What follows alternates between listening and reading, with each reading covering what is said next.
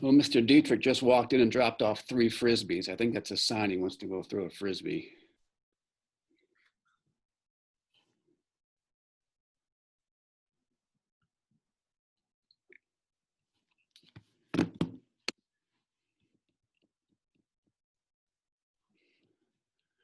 Well, I've got 11:32.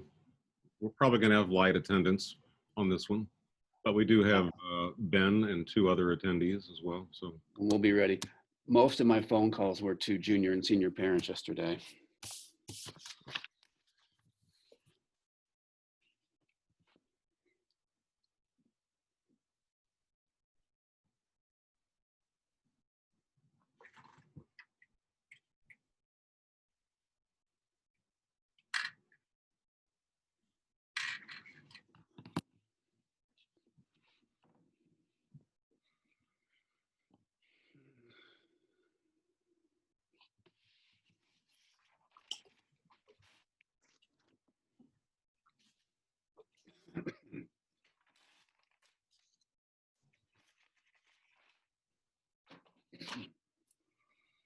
well, I vote for getting going. We just run through this. Is anybody on? Yeah. I mean, it's like I said, it's Ben Gleason and 2 other parents, it looks like. Okay, yeah, I'll get it going. Here we go. Let me go full screen here. Okay, hey, it's Dr. Grauer here, high school principal. I'm going to get going with a brief presentation prior to our Q&A. Again, our motto this year is growth, grace, and gratitude.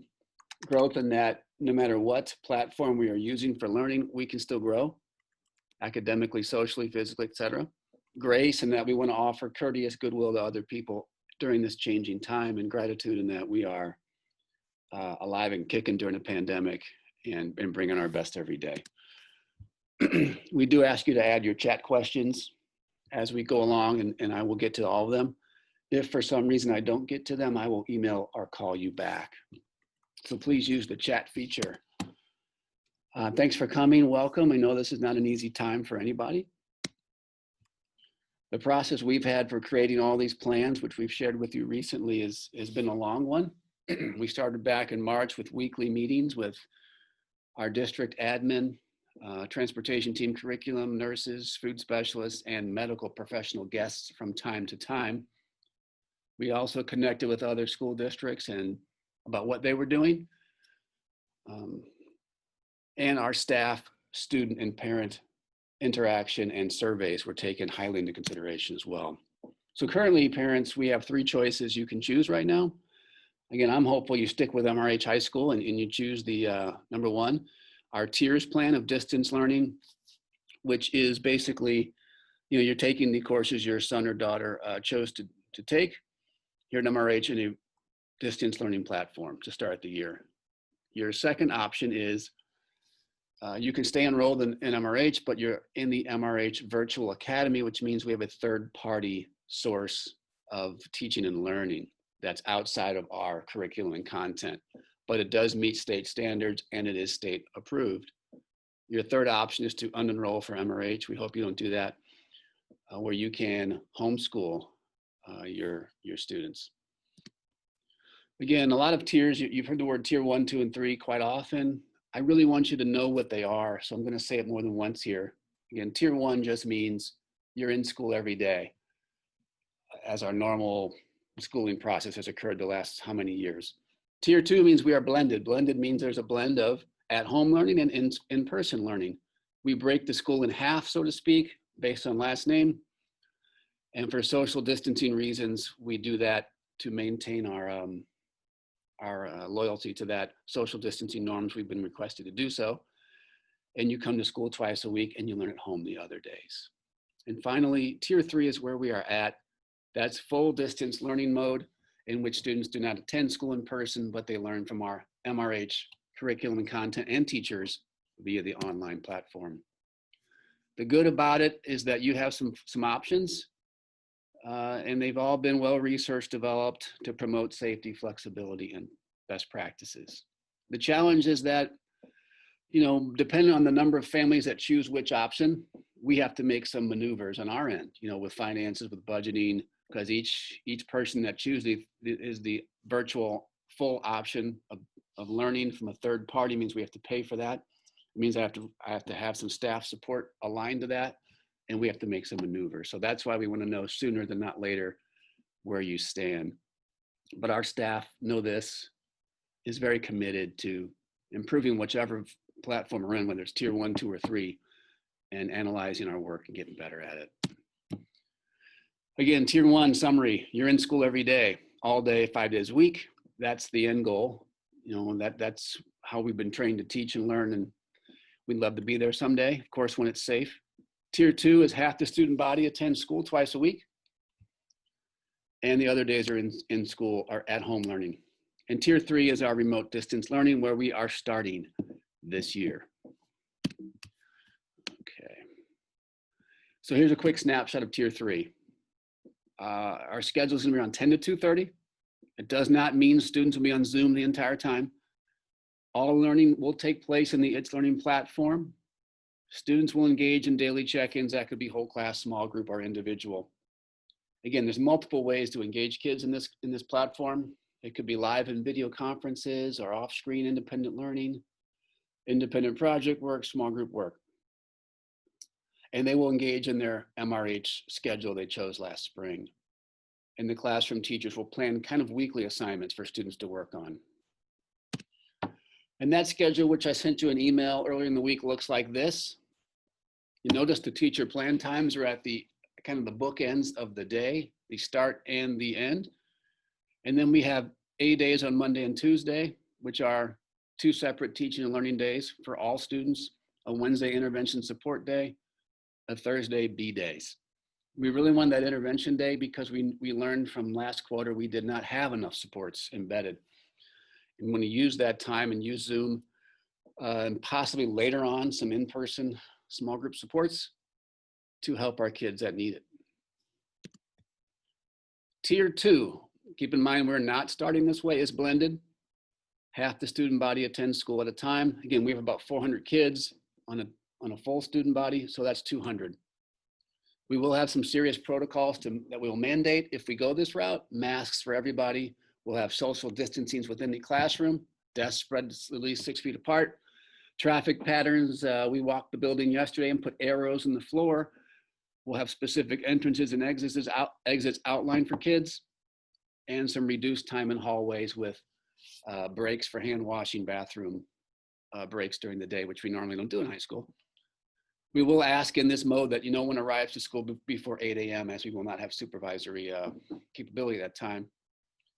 Lunch will be in a socially distanced cafeteria. We have enough space, we think we can do that, and a get and go breakfast. And what does that look like? Well, it looks similar in that we have the week broken up into A days at the start, B days at the end, and a Wednesday support, possibly later small group intervention. We wanted to maintain coherence between tier 1 and tier 2 day breakups. And I hope you can see that here. On tier 2, if they come to school in person, it will just be our normal school schedule, which looks like this. 86-minute classes. Again, there would be half the student body at a time, and we'd be able to maneuver our spaces and socially distance them with, we think, following the county health codes. The virtual academy snapshot. Now, the virtual academy is what I have most questions about typically. That's the third-party non-MRH curriculum that is state approved, which you can opt for, but you must commit for the entire semester. Reasons being are a couple. Number one, the programs are semester long and we pay the semester, so we pay that fee. Secondly, they are not exactly in line with our teaching and learning at MRH High School. Yes, they meet the same standards. However, what you're doing in one course at MRH might not flow exactly with that. So coming and going will be difficult for students, so we're not going to mess with that. If you choose this option, a counselor will call you and they will make sure you enroll in the correct classes to keep your credit flow nice and smooth. You do have flexible learning times with that. We will have one MRH staff member appointed to be your go-to person and support for questions, for academic supports, for any needs. Again, they do meet Missouri grade level standards. They are state approved, but they are not official MRH curriculum. You will not likely have MRH peers in your class to work with, and it will lack the teacher-student personalized supports we can offer here. Speaking of supports, again, I won't read all of these to you because you can see them, and I will share this presentation with parents later today, so you will have this. Again, for tier 2, we are going to ask everybody to wear masks if they come in the building in person. And we will offer our normal intervention groups of supports. We have a team called the 105-degree team, which means regularly to engage with students who are maybe struggling for whatever reason. Again, our tier 3, we'll have those learning blocks I put on the previous pages, but our students with IEPs will still have the same case manager they had when they were in person. So I don't want parents of SSD students to panic with that. And we've got embedded supports from 8:30 to 10 and 2:30 to 3:15. That's every day. And our staff will use It's Learning as its hub of interactive academic work.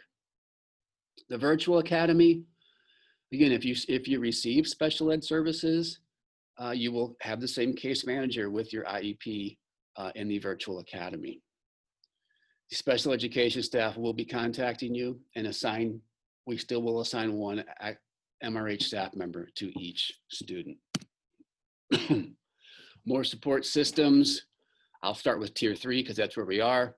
We do plan to have monthly advisory meetings, maybe bi-monthly. We haven't figured that out yet, but we do want to have that social support system for kids. We will continue trying to do school club meetings via virtual Zoom meetings as well. The athletics right now are continuing with some limitations, and I'll get to that later. We will have our counselors available each day as well. And again, as you have questions when you look at this, I don't feel comfortable reading all this. It's quite boring, so I'll move on. So what's the difference between the spring, what we did last spring, what we're going to do now, and the possible third-party virtual academy? Well, in the spring, we had to be very reactive. You know, it just kind of hit us and oh, wow, we got to figure this out. Now we've had a little bit more time to plan and be purposeful, and we hope that comes out in our teaching and learning this fall. We tried to do a lot of encouraging in the spring. We're doing a lot more mandating in the fall. We're looking at our regular grading system this fall. In the spring, we adjusted it to fit kind of the semester as a whole and balance the in-person with the virtual teaching we did. We are going to always focus on content standards throughout the time, as you see in the last line here. If you choose to not participate in the MRH Tier 3 or the virtual learning option, you are considered a non-MRH student or homeschool type of student. What does that mean? That means you no longer receive MRH services. If you have an IEP, you will be referred to SNAP, which does offer IEP-like services, but not through our staff. Families can still take advantage of the food services, and we will periodically send you emails and try to keep you in communication with what's happening in our school community. We'll keep you on our email list. Okay, and this is a plug for August 24th to August 28th. I will send more out. I sent this out earlier in the week, but I will send it out again next week, as we are going to open the building for small groups of students to come in based on last name to pick up their laptop and any school materials they'll need for their classwork. Again, our first day is September 1st, so keep that in mind.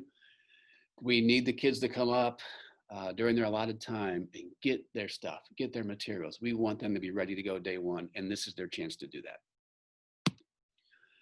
Let's see, let's get to the questions here.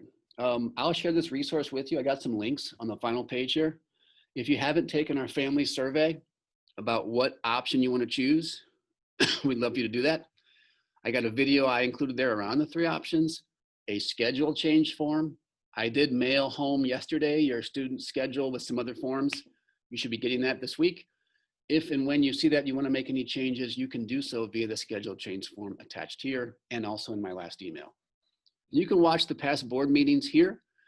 I think those are very valuable to get the mindset of our community and hear the interactions of our board, which have been excellent. And you can always contact me anytime And I'll happily call you or email with any questions. So with that, I'm gonna get to the questions, if you don't mind. We don't have any yet. Oh, well, I did such a great job, I guess. That's the conclusion you could draw. I'm gonna unshare my screen too here. Or did I already do that?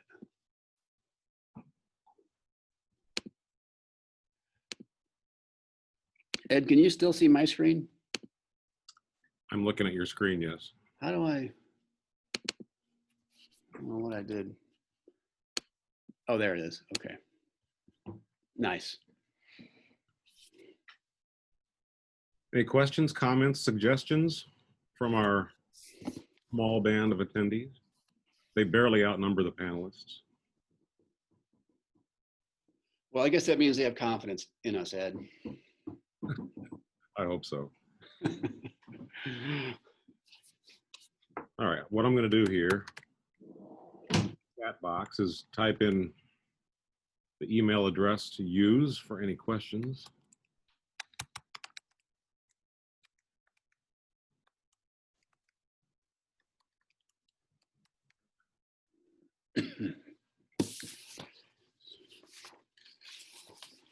All right, there you go. And if something pops into your head later, we don't need to sit and stare at the computer screen. In all seriousness, it sounds like Dr. Grauer may have answered any questions that folks have. So maybe give it 2 more minutes. Sure. All right.